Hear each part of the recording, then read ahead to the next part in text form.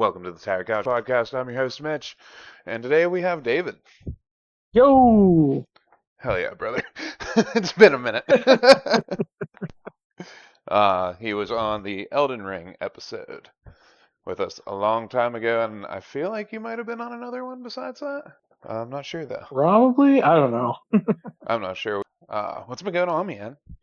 Not much. Just been doing some tabletop with friends every week, twice a week, on Thursdays and Sunday nights. Doing the Genesis system right now. Our Thursday game is we're doing Legend of the Five Rings, which is a medieval Asian themed, basically, RPG setting. Yeah. Mostly focuses around like Japan and Japanese like sort of themes, but it features a lot of it's multicultural and how they kind of throw it all together from influences all over Asia.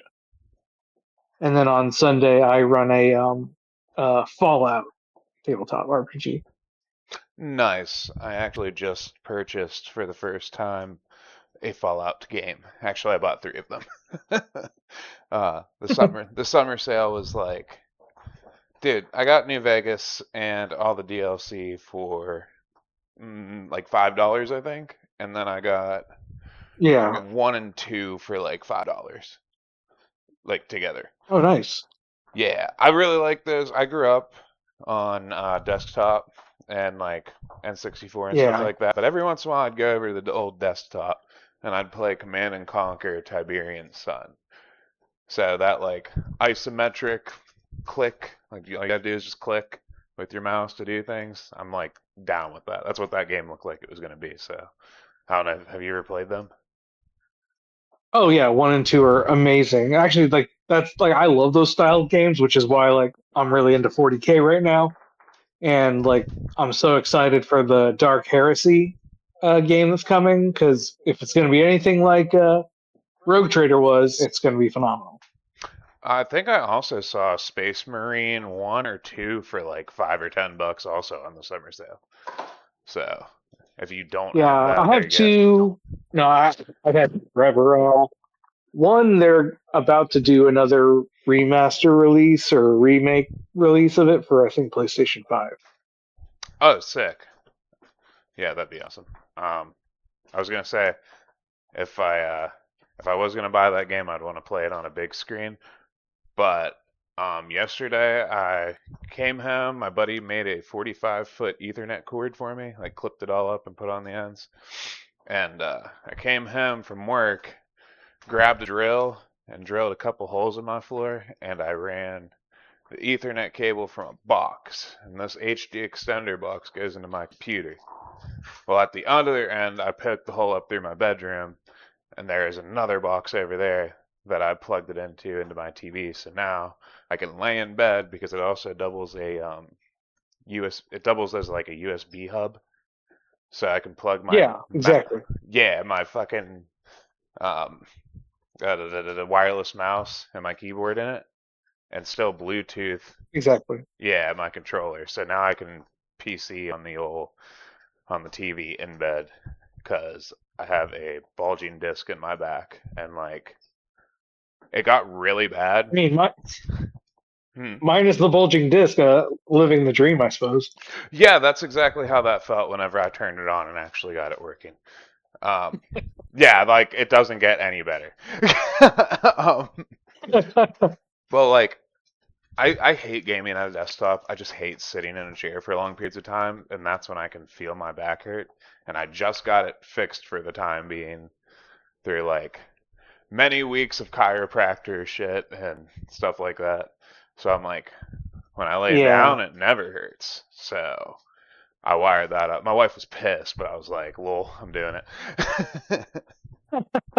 I had to, man. Like, I just can't. I cannot sit there. If I sit there on long enough, it's like my lower back just. It feels like it just catches on fire. It's insane. No, I understand. I just moved most of my setup to the front room so I can game and everything in the recliner, and it's awesome. Yeah, man. Once you can like actually lay back, that's that was God's gift. That right there. Yeah. um, yeah. Tabletops. I talked a little bit about it on the show. I had Mike and a couple other friends come over one day, and I randomly wrote it out in like an hour and a half at night, like super bare bones style, and using like extremely simplistic dice roll moves. And I made a Demon Souls game. It was extremely linear, so but every path had a different like outcome and boss. And then there was like a very mini like a mini story in there, and with like a little plot twist at the end. So yeah, I built that game, and it was my first game I ever ran. It was really fun. A lot of dice rolling. So Yeah. yeah, it was kind of designed around the fact that people just like to roll dice, so everything is just go for it kind of deal. Oh, I mean, if you're basing it off of Demon Souls, I mean, there's not really anything else you can do. Like, there's Right, there's not there. The only role in that game is what kind of bonk stick will you hit the thing with? right, and I did it all with level because basically everybody was like an endgame character. I think they were level 16s. Everybody was, and it was a split party. The party, like right at the beginning, 6 people, and I split them into two and sent them down 2 different ways, so then they could meet back up later and like make a story out of it. Um, Yeah. yeah, so basically it had to be extremely fast gameplay, and I think we did it in like 4 hours, and I was surprised. I didn't think we were gonna finish. So I was, That'll happen. yeah. I mean, I don't know, everything I was getting from people that made games was like, this is gonna be really hard, and I didn't find it hard at all. It was more like a, hey guys, everything in here tells you exactly what you should do. We just go, and like after the first 2 areas, everybody kind of caught on to that. So Yeah. we just rolled it. I wanted like a little side thing with my buddy who was supposed to come, but he didn't. Um, I was gonna I was gonna make him basically like stumble through the game by himself and like be the hero kind of thing at the end. Like it was all in your head, man. Like a little I don't know if Cthulhian they esque. ever. I don't know if they ever did it. Like, because I know there's an Elden Ring one coming, and they have a Dark Souls board game which has a bunch of expansions and everything has miniatures with it. You could kind of like use those miniatures if they did one for Demon Souls. I don't think they ever did for some reason. Yeah, I have no idea. It's like I don't know. Whenever I talk to Dark Souls, I feel like I'm the only one that ever like. Whenever I talk to people about Dark Souls, like I feel like I'm the only one that ever brings up Demon Souls. I don't know why. I find it more. Uh, I don't know, man. It's more like spectacular and dynamic. Very simple compared to the other ones, but like I don't know, something about it just Yeah, draws me into it. If that makes sense. I think it's in some ways it's kind of the simplicity of it that's appealing. I think in a lot of ways, especially for newcomers to it. Once you get into it, is that there is lore in it, but it's not as deep is not the right word, but like I'd call it surface it's level. probably the most simplistic of all of their games, I would say. Yeah, nothing's like very over. I don't know. It's nothing's very over exaggerated. Um, like, oh, this god, like an Elden Ring, like this god was its own wife and created life, and everybody prayed to, like, you know what I mean? Like, Yeah. it's not its own. It didn't fuck itself and make the world. It's like just inherently this old evil king thing. You know? Yeah, it's very simplistic. It's I mean it's going to be the nature of almost anything. The very first of anything is probably going to be the most simplistic it gets, and then it gets more complicated as the story goes along. Right. Um, when was the last time you played Demon Souls? Because that's the game for the day. Last time played Demon Souls maybe about 2 years ago. 2 years ago. Nice. That's probably about it for me. I got my buddy into it, and he got clear to the end, but a thing about the end boss is it takes your soul level away from you. That's in the remake. I don't know about the original. Yeah. Yeah, and he ended up getting. No, you can do it in the original, I think. Okay. Yeah, because you didn't finish the remake, but you beat the original, and I never played the original, but I beat the remake. So I'm like, Yeah. just making sure. Yeah, I don't know what's Soul different. Steal is one of his main attacks. It's in the original as well. Okay, nice. Yeah, but he ended up getting hit by that dude so many times, and he didn't know like what was really happening. I don't think. And I was like, "What do you mean you've been like fighting him for 30, 40 minutes?" He's like, "Yeah, man." I was like, "Oh, that's why you get weaker every time, dude." So yeah, that was his wall right there. So he restarted the game. It kind of like sucks. I forget, even if it's soul steals you, doesn't it still mean you have to collect whatever soul level you were at, that amount of souls? Or am I wrong on that? Because it makes it harder. I don't.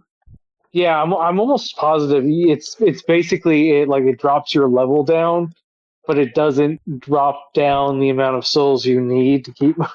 It keeps it like you were at that level, if that makes sense. Yeah, that's. I just kind of wonder if that is true. Was it just like, oh, we forgot about that, or is Miyazaki?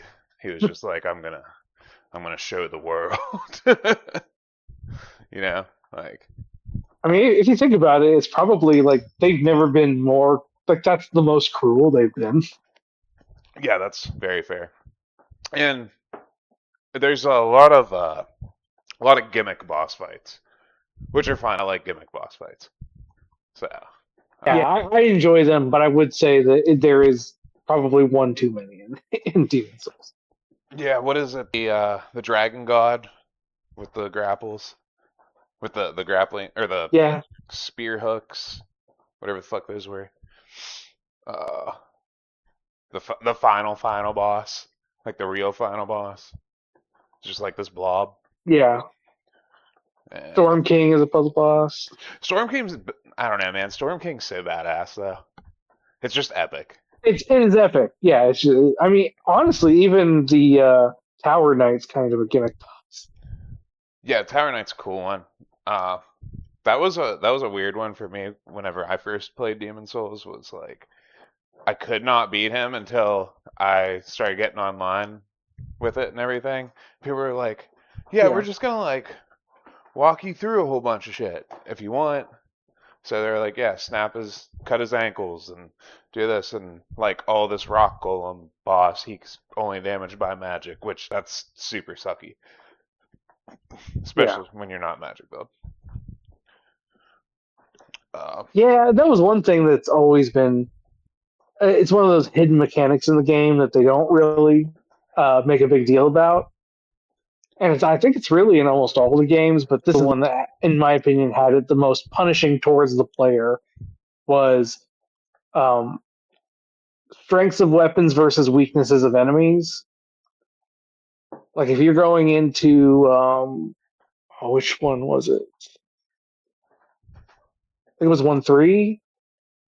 Is it 1-3 is the one with the skeleton guys? That is 4 level. The beach place, right? Oh, I think so. Yeah, where it's like it's raining all the time. Yeah, that's where. Yeah, like those guys. If you're going up against them, magic is fine. If you're going up against them with like swords or axes, you're just never going to do that much damage. No.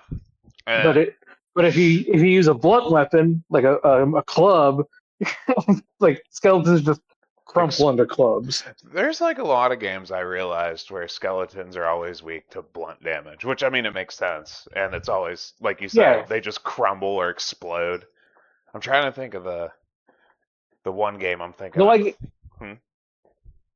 But like in this game, there's a lot of different enemies though that are weak against certain types of attacks and strong against certain types of attacks. So it's one of the few Souls games I think where you really have to vary your style in a lot of ways to make it easier on yourself if you want to. I mean, obviously, some people want to do beat the game no hit naked with a broken sword. So Right, right.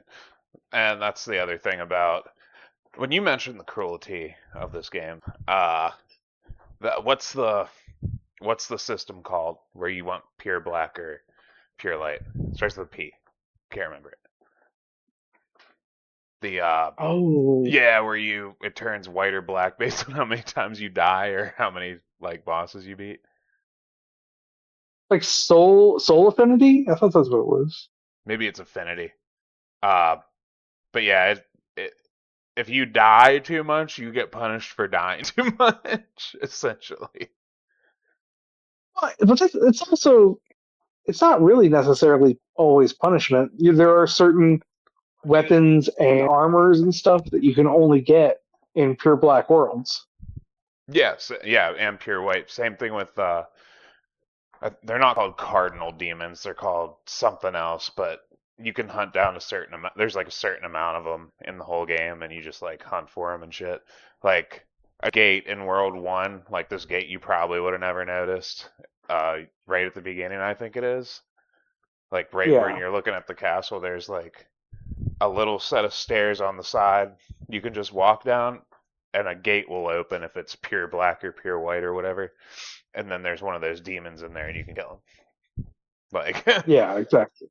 yeah. So It's world tendency. That's it. tendency, okay. For some reason, I thought it was proficiency. I don't know. Well, but yeah, cool things like that. You can get that the Saints robes up in Yeah, World 5. That's yeah. what is it? Do you get the San Masamune? Andreas, Masamune. Yeah, Masamune, yeah. Yeah, you get that's a cool little trick to this game that if you have never read anything about this game, you will never know what the fuck that shit is. You won't ever know unless somebody tells you or you look it up. You'll be like, but like the punishing thing I was saying is, when I was reading about it, the blacker your world gets, the harder the enemies also get, too. On top of it, that's true. yeah, which that super sucks. And you can only reverse it, and there's levels to it too, but you can only reverse it the next time you beat a boss. So you have to Yeah, make it through the increasingly hard world and beat the hard version of the boss to fix your shit. It's very important not to die, but you can counter that by always being in soul form. Because human form, you get like a little bit more health. I think it's like what, 25%, 30%. But if you die, then you go back. Like if you die in human form, the tendency changes. If you die in soul form, it doesn't matter. So like the trick is to always yeah, be in exactly. soul form. Yeah. Yeah, Which, yeah, so another punishing thing. Hey, you don't get all your health either if you want to be safe through this. Um, but yeah, it's the whole nature of like the risk reward sort of idea that Miyazaki I think was really trying to push with this one. yeah, I do wish that they would do it again. Like, as much as I hate people releasing DLC, like, if there was any DLC I'd want, it'd be like another 50% of game or that sixth world that they didn't make, like that cracked stone Yeah, in the Nexus. Like that's perfectly like okay DLC. 20 years later, you charge me $10 and I buy that set of levels. That'd be super cool. I would do that. that would be. I would Because back for sure. yeah, because it's not like, hey, we released an unfinished game and then 6 months later we're gonna make you pay more to get this piece. It's like, hey, you guys ever think about going back? Here. I just think it's justifiable. Oh, for sure.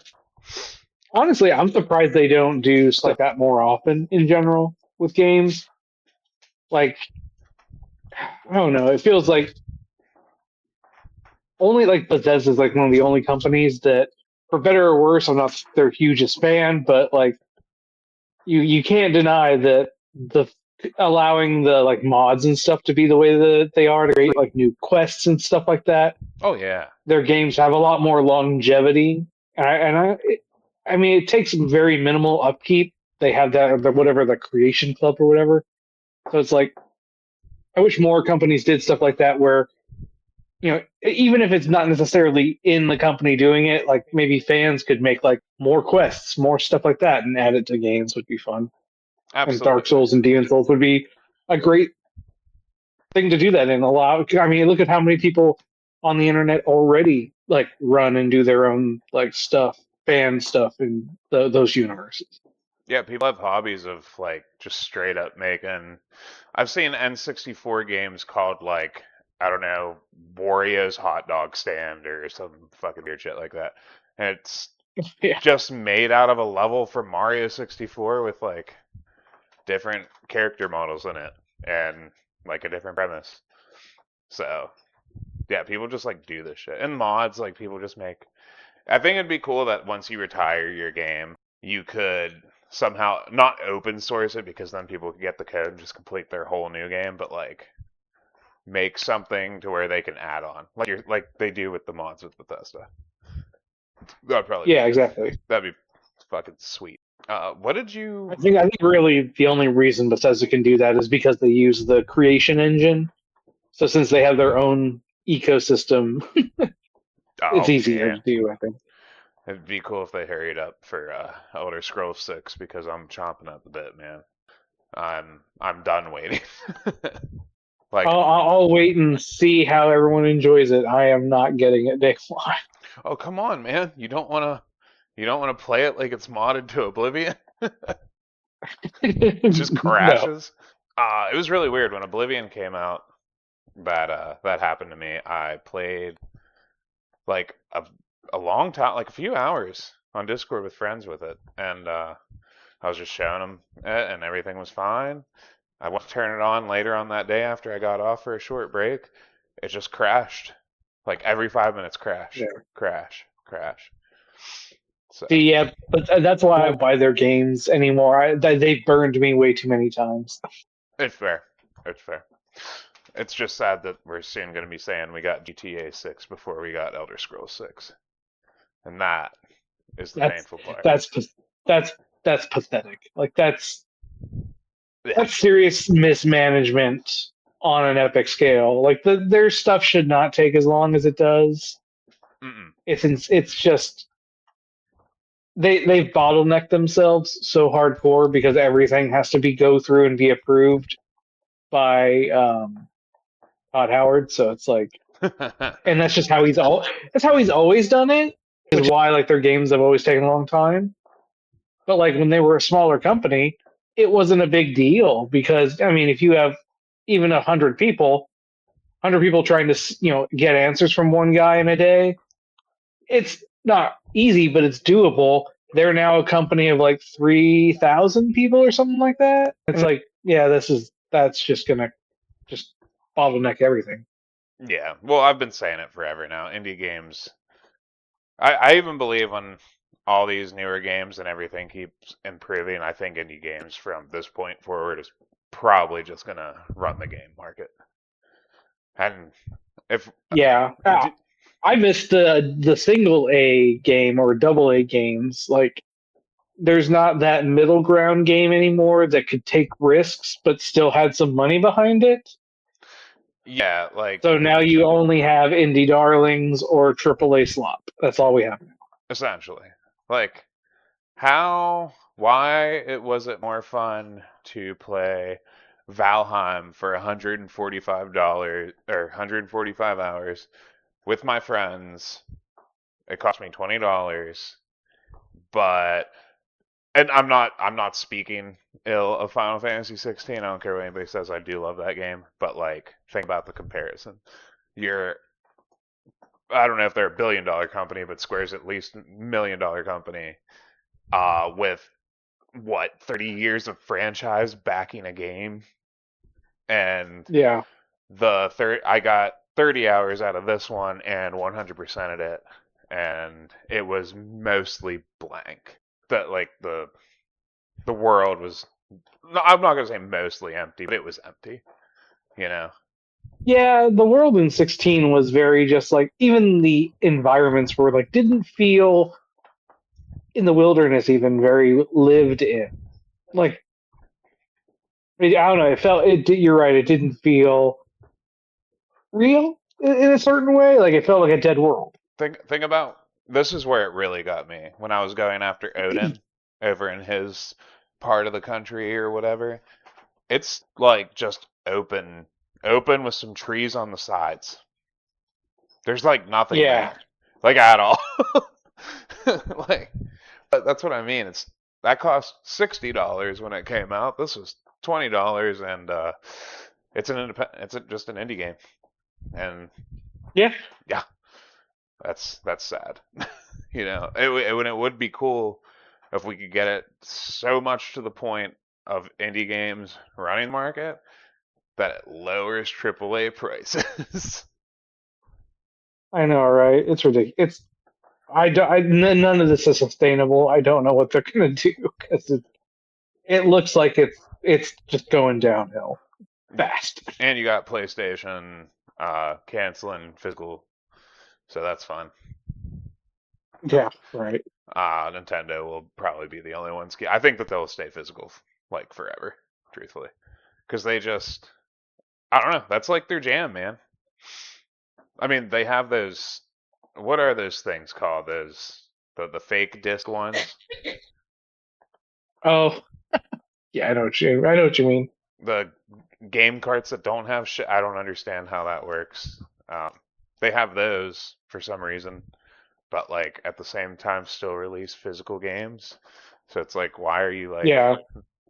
this one this and this one that? That makes no sense to me. I don't know. Um, but anyway, we totally glossed over the introduction to this game. We just started talking about it. Demon's Souls is a 2009 action role-playing game developed by From Software and published by Sony Computer Entertainment for the PS3. It was released in Japan February 2009, North America by Atlas in October 2009, and PAL Territories by Bandai Namco in 2010. The game is referred to as a spiritual successor to From Software's Kingsfield series. Have you ever played Kingsfield? I've been meaning to. I just never Yeah. No, I've never played Kingsfield, and from what I hear, I should not. have. I played this cool ass game called B Night. Uh, I beat it in like a night or two, something like that. It is first person. It looks like you're playing Kingsfield, almost. Oh, really? Yeah, Interesting. it's like fucking pennies on Steam, and you could beat it in 3 hours maybe. But it's extremely fun. It has a shitload of different weapons and armors and like cool shit. Like for what it is, you're just a bee, or no, you're an ant. I don't know, one of the two. And there's this evil moth. Well, I assume it's a bee since it's called Bee Night. Yeah, I think it is a bee, but for some reason I was thinking it might be an ant or ant night or something. I don't know. You're a bug. Pretty sure it's bee night though. You're a bug, and this evil magic moth, like fucked your people shit up, and like you're all survivors, and you guys have all been going through this tunnel system to go after her, and it's a first person melee game, like Oblivion, like Kingsfield. It's just super fun. I don't know, and it's in PS1 style graphics, which I for some reason have been in love with for like ever now, and I don't know why, because it's so ugly. It's nostalgia. It's just nostalgia. Yeah, well, it's just like, oh god, it's so fucking ugly. And most people are like, oh yeah, I remember the Super Nintendo, and I'm over here loving this terrible ass thing. um, but yeah, what is it? The game was made by Miyazaki. You seem to know a lot about him from our past conversations, so why don't you tell the people who Miyazaki really is? I mean, I don't necessarily. I'm not like his biographer. No, I know, but don't you know like Don't you know other games and stuff he's made or other shit he's made before? You were telling me that, I think.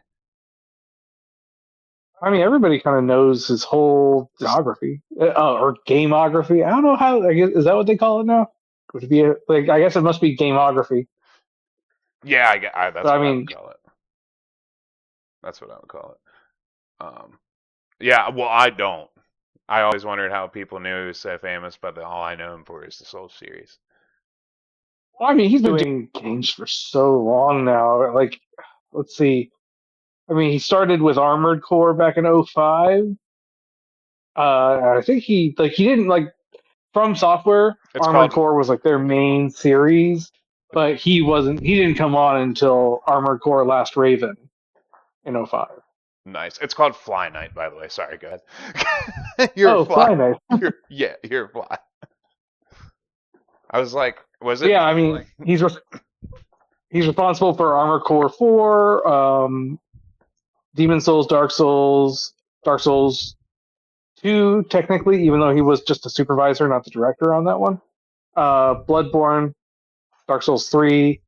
One game that, like, I don't think anyone really plays, but he was the director on Deracine, which came out in 2018.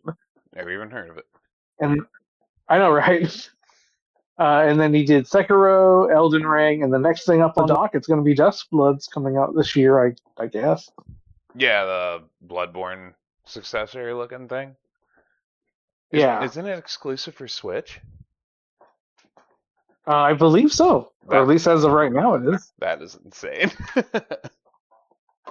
Exclusive Souls game on Nintendo hardware. Uh, like that is not in the bingo card, man. It's not there. The yeah. So those are all his games, and that's what he's. Is Armored Core hard? Because he's known for making Um, games very difficult. so Armored Core games, in my opinion, aren't necessarily hard in the way like a Dark Souls game is hard. They're just complicated. Like there's a lot going into them. I mean, it's not as complicated as like Eve Online or anything like that. Like you don't need. I mean, you could probably use a spreadsheet to make Armored Core more palatable for you, but you don't need it like you do with Eve Online or those other like spreadsheet based games. Nice. Okay, yeah, because I always heard that six was pretty tough, and I wanted to play it because he made it. And I was like, that dude made Elden Ring, and this game is probably gonna be pretty sick then, you know. But that was back Yeah. whenever I first, yeah, Elden Ring was my first Souls game. So yeah, I was wondering about that because when it goes down too low, I was gonna buy it and play the shit out of it. um, so essentially, Demon Souls is about okay, it's Kingdom of Bolteria. In ancient times, due to the misuse of magic known as the Soul Arts, Bolteria was attacked by a being called the Old One. The world was nearly consumed by the magical deep fog and the soul-eating demons it created. The Old One was eventually lulled to slumber, saving what remained of Bolteria, while some survivors became long-lived monumentals to warn future generations. In the game's present, the ruler King Allant restored the Soul Arts, awakening the Old One and its demon army. So now everything's getting all fucked up, and you're just like this dude that was dropped from a giant crow. But yeah, you're just a dude that gets dropped down. I don't know how the original Yeah, looks. you're just an adventurer who enters the fog basically, and then once you are killed for the first time, your soul is trapped in the Nexus. Yeah, and that's where you meet the woman in black, who is this woman that is definitely looks completely evil, and she has like black, I don't know, fabric over her eyes and shit, and she just looks like a witch, and her voice is really echoey. and she's definitely not the furry very early signs that Hidetaka Miyazaki has similar predilections to like Quentin Tarantino, if you know what I mean. Got them feet out. Yeah, he loves them hogs, man. Them hawks. Um, Yeah, and there's a little ragtag crew of people there. Uh, some people will hold your shit for you. You can sell shit to them. There's people that teach you magic called miracles in this game. And what's the other one called? The spells. It's like a special word for Soul it. Arts. What is it? It's that's the Soul Arts. In all the other games, I think it's after this it just becomes sorcery. Sorcery. There you go. Yeah. I was getting the games confused. I thought it was sorcery, and it was just in Dark Souls that, not Demon Souls. Yeah, all the other games have sorceries and miracles, and then some of them interchangeably have the fire option being its own separate thing, which is obviously pyromancy. So Right. Yeah. Um, and they're all there to help you, and then like there are side quests where you can rescue other people. Like in the jail tower, there is a sage who is one of the magic dude's teacher, and if you rescue him, you can find him back in the Nexus. Then you just have to do like really specific things. But then you get to purchase better magic from that guy, so you can technically grow your options by doing side quests, and that's the only way to do those certain things too. So like you can't. I don't know what. like What? like rescuing Ostrava. Yeah, essentially. um, you. What build did you get with? Did you do it magic at all? Oh yeah, I love the magic build. Magic is probably the most overpowered ultimately in Mm-hmm. uh, Dark Souls 1, but this one's a close second, I think. Yeah, you can wreck the boss with like 4 firestorm spells. I think it is like the Yeah. final boss, which is pretty awesome. This is the first time I ever did um, a magic build, and I actually did a faith build. So Oh, neat.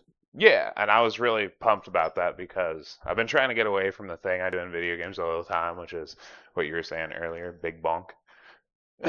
Yeah. Or like just put everything into strength. So yeah, the faith build was sick. I got the Saints robes, Moonlight Greatsword, and I learned the Firestorm spell, and I just fucking dominated that game. Oh yeah. Yeah. Yeah, Magic and Demon Souls is very powerful. And Yes. also like was it the is I think the starting class is like the court magician or whatever it was in the magic class in the remake has probably some of the coolest starting like outfit in the game. I always um I always go with the one that gives isn't there one that gives you like more stat? No, I always go with the person that has the even stats. Like everything's even straight down the board. The wretch or whatever it is, and I don't know what it is in Demon Souls, but Yeah, it. I think it's just knight. I think it's just Clit as knight. Could be wrong. Um, but yeah, no, that was for my physical attacker. Fuck, I can't remember what it is. But yeah, I forgot. I had totally forgotten because it's been a while. Obviously, I had forgotten that this game doesn't really have like a wretch version as a starting class. yeah, no, that's Elden Ring, right? I know Elden Ring has Well, Wretch. all the other games have a like a bare bones down the line starting class that normally has nothing on them. I think Bloodborne has one where it's the stats are like that, but you start that game off with nothing no matter who you are. So Yeah, Elden Ring has one like that too, where you're just like a total piece of shit. Like you have nothing, and you're naked, and you have a club or like a dagger or some shit like that. however no, it's a club. However, the club for whatever reason is just like ridiculously powerful. Really, that's funny. Well, you got to remember, especially in Elden Ring, a majority of like easy ways to take out people is to break their stance, and that stance breaks so easy. Hmm. Yeah, I've never went with like a poise breaking utility or anything like that. I've always in Elden Ring, I'm a Dex guy. You gave me my second Rivers of Blood, actually. Yep. Or no, you got me Yeah, my first Earth Flood, and then poise is one of yeah, poise is one of those things in that game. It's once you figure out how to exploit it, it just turns that game into a cakewalk, in my opinion. that's fair. Yeah, I've seen some people do some gnarly things with it. I've just never done it myself because I thought that it would be like, oh, well, you have to parry because I am terrible at parrying in Elden Ring. All right, so let's talk about some boss battles. What what's your favorite and most hated in this? What would you say? Honestly, I think my favorite it's just because it's such an it's easy, but I just love the boss's design. I think my favorite is the adjudicator. Somehow I knew you were gonna pick that one. That's the I don't know, man. I fucking hated that thing the first time I fought it, and then the second time I just wiped his ass out. But now he's But I have to say, a close second. I don't like the boss fight itself, but this one's just from a design standpoint. I love the look of the fool's idol. oh oh yeah, the Fool's Idol's sick. If I have to go with like just a straight up fight, it that I loved, I always think about the Storm King. Just getting the sweet. It's just epic because you gotta run up and you grab the what is it, the Storm Trident or whatever, and hit it with some fucking Yeah, crazy tornado shit. And a rainstorm on the ocean. It's so sick. Hated wise, I hate that fucking spider, man. I don't think it's fun at yeah. all. My least favorite is also the spider. Yeah, it's just like I'll run towards it and get fucking shot at the entire time, and then when you get close, he can just shoot up, come down, and hit you, and then you have to do it all over again. If you fuck up Yeah, you got to get slowly. like the best thing to do with armored spider is just to use magic or some range. Just range fight it. I remember trying to do it with a bow, and that did not work out well at It's all. such a it's such a pain to do it with the bow. It's doable, but it's a pain. I had like absolutely no magic. This was the first time I ever played it. I'm like, oh, I have that bow. I can buy these arrows from this dude at the Nexus and go back. Dude, hours. Hours. And I never fucking beat him with the bow. Yeah, He just wouldn't let me win. Uh the level design is not like normal Souls games. Uh you go from the Nexus, you have it's like Super Mario. World 1, 1, 2, 2, 3, and as you progress through each one, eventually you need to do something in another world to go forward in that other world until you get everything unlocked.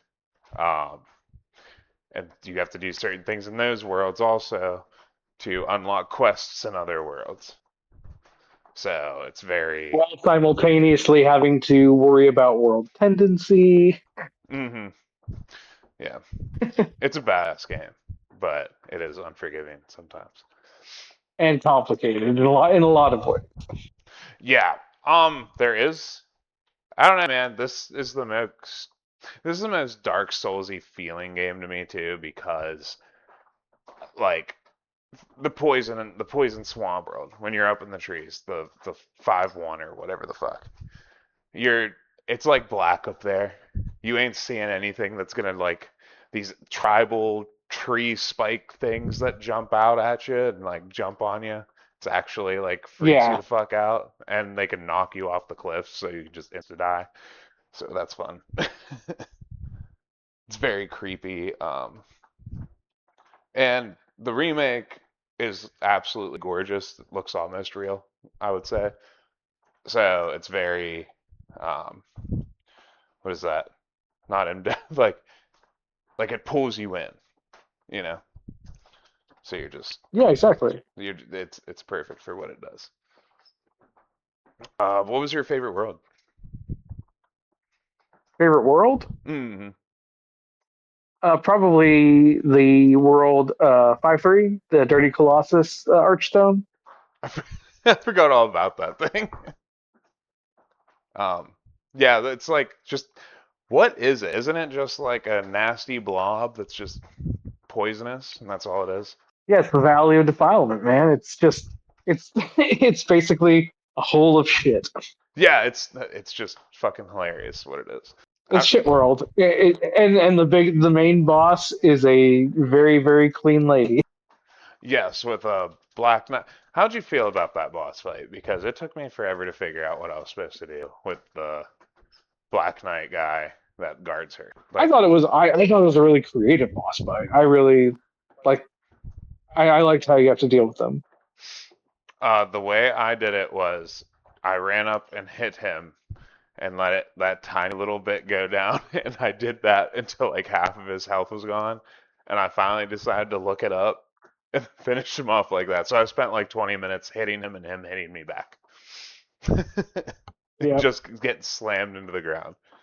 My first time playing this game was not really what I would call a fun experience. Like, cause I got the shit kicked. Yeah. Well, like I said, I was a mage, so I just knocked down Garl Vinland with Firestorm, and then one shot Estrella. That's fucking bullshit. Well, no, because I'm an idiot and I don't know how Souls games work at the time. But you have to remember, man, I was being a filthy wizard. That's true. They're all dishonest. But it's fine. It's fine. A dishonest wizard. Well, you didn't do what I did, man. I found the fucking Moonlight Greatsword and I couldn't like properly wield it or whatever. And I just You mean you didn't have the stats? What is it? You didn't have the stats for it?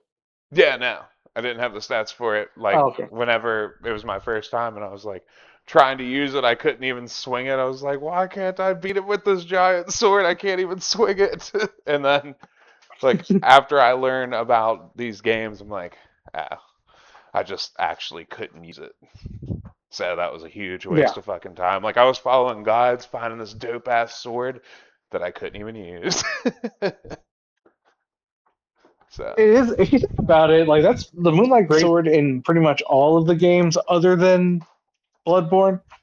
It really is one of those kind of, if you don't realize what it is, it's a bait and switch weapon because it's a giant sword. So you think, oh, strength. No, it's a magic sword, guys. You got to worry about intelligence. Right. Fucking bullshit. It is. I don't know, man. I still think that might be I think it's my favorite build. Is that build I did in this game. The Faith, because it's like you get to be a badass. It must mean that Miyazaki at heart is a filthy wizard. He might be a filthy wizard. I mean, look at him. Like, he just creates insane shit, and he's like, you have to be as insane as me to beat them. So, but yeah, you get to be like a badass in like these sweet white robes, carrying like this giant glowing the fucking aura sword. It's just, I don't know. Yeah. It's fun as shit. Do you always do wizard? Actually, I very rarely do magic builds. Oh, huh. Nice. I thought you were a wizard main in the Souls games. No, I'm typically I like to main hammers and maces. I've been trying to get into that lately, and like in other games where it's like you can pick from one of all these weapons. It's like, yeah, man, how about we get like Oblivion and shit? Replaying that, I was like mace or giant hammer, shit like that. Yeah, it's a good time. I wish those games had more variety in those, though. Like, I feel like there's a lot of variety, but I love how like Souls games have amazing weapon variety that puts a lot of the weapon variety in like other RPGs like Bethesda games and stuff to shame. Yeah, it's very true. Like, you could get a weapon that's like, oh, this sword has 12 strength, but has 12% to do 300 damage. Like, it'd be something stupid like that. That's like the shit I expect to find in these games. Elden Ring had too many weapons, man. There's just too many weapons. There is a lot. It's like the Borderlands of fucking Dark Souls. It's crazy. Except for all the weapons, even in that game, are all bespoke still. They're all what? bespoke. They're all individually crafted. Unlike you'll get 18 guns that are completely different in Borderlands, but they all look identical. Oh, that's trash. I never knew that. I don't play Borderlands. I've just always heard that Just like in three, there's a I'm just saying million that guns. in most looter games like that, Oh there's not a yeah, lot like just the weapon design variety is just so much deeper in the Miyazaki games. yeah.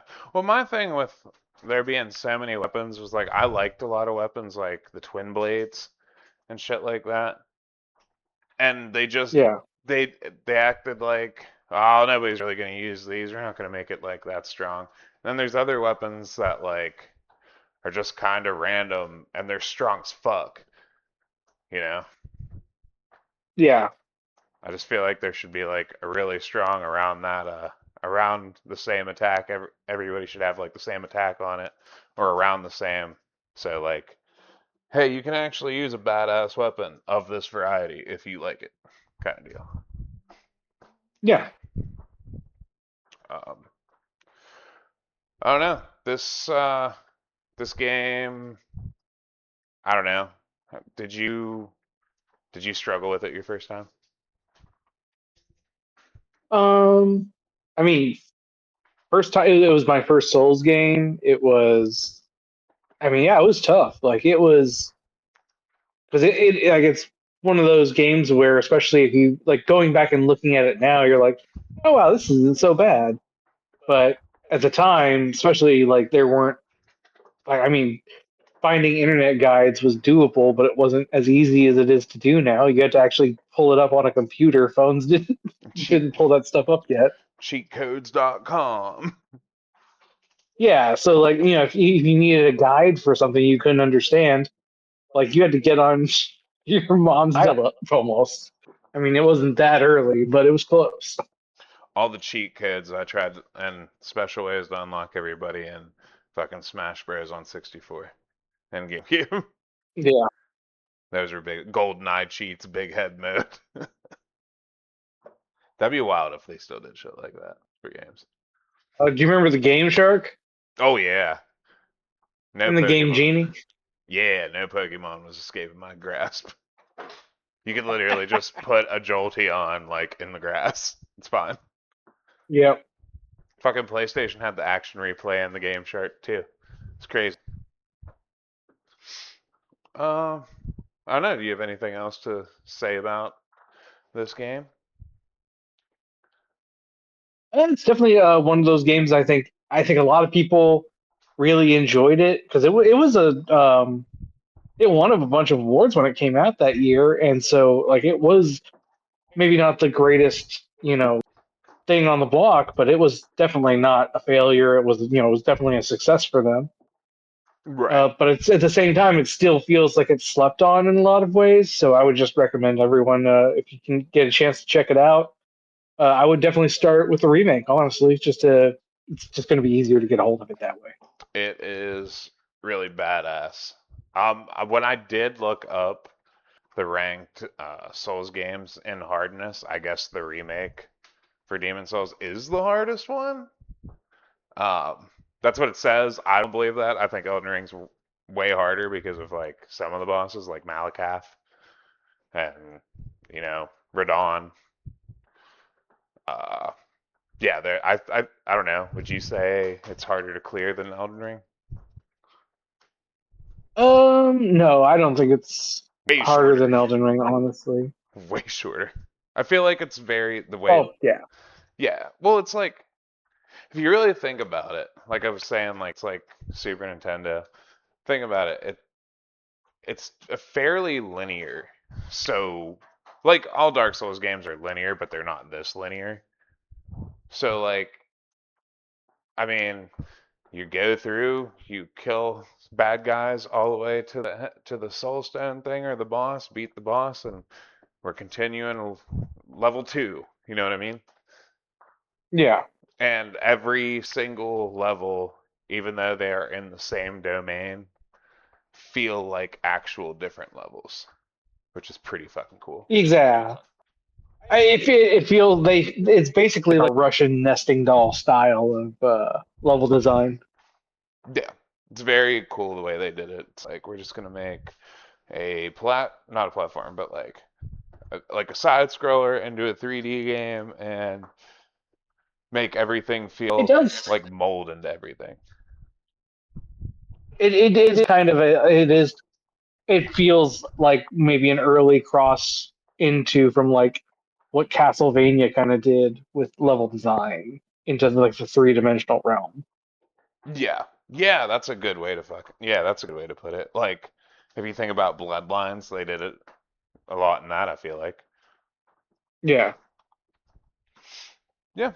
Demon Souls, badass game. You should definitely check it out. You ready to wrap it up, man? Yeah, sure. All right. We'll catch you guys later. All right, guys. Have a good night.